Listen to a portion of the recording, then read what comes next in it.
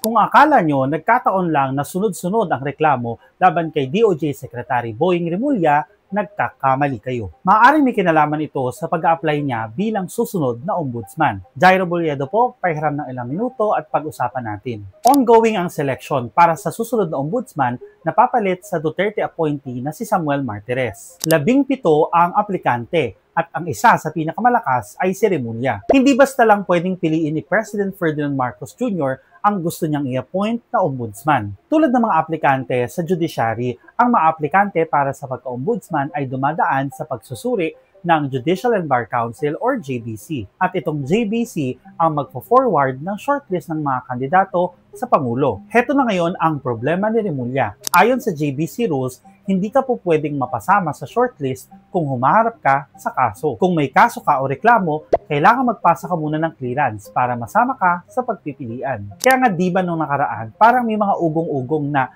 posibleng na-disqualify itong si Remulla dahil meron siyang mga kasong isinampa ni Senator Amy Marcos. Matapos ang hearing ng kanyang committee, itong si Senator Marcos ay nag-file ng multiple complaints sa ombudsman in relation sa arrest ni former President Rodrigo Duterte at pagpapalipad sa kanya sa International Criminal Court. Nakahinga na maluwag ng kaunti itong si Remulla kasi nitong September 12 lang ay dinismiss na ng ombudsman ang mga kaso laban sa kanya. May deadline kasing hinahabol itong si Remulla na kailangan niya masubmit yung clearance before matapos ang deliberations ng JBC. Originally, ang naririnig namin ay by September 19 ay dapat may shortlist na. Pero dahil nagkaroon ng rigudon sa Senado at ang umuupo na ngayon na Senate Committee on Justice Chairperson ay si Senator Kiko Pangilinan, nagkaroon ng konting adjustment sa schedule ng Judicial and Bar Council para raw ito ma-review ni Senator Pangilinan yung mga application documents. Pero hindi dyan natatapos ang problema ni Remulla kasi kahit dinismiss na ng ombudsman ang mga kaso ni Senator Marcos,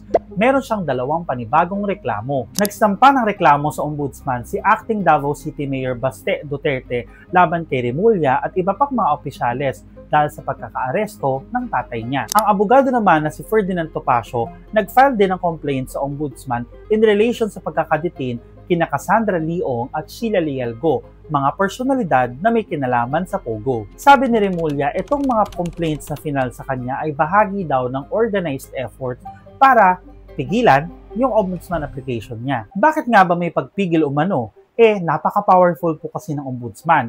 May video po ako explaining that. Pero ang ombudsman po kasi may kapangyarihang mag-suspend, mag-fire, at even mag-file ng kaso laban sa mga erring na government officials. Saklaw ng mandato na yan, halos lahat ng government officials, including Vice President Sara Duterte. So, mapapasama ba itong si Remulla sa pagpipilian ni Marcos bilang susunod na ombudsman? O ibang tao ang mapipili? For more of these, please download the Rappler Communities app and join the Justice and Crime channel.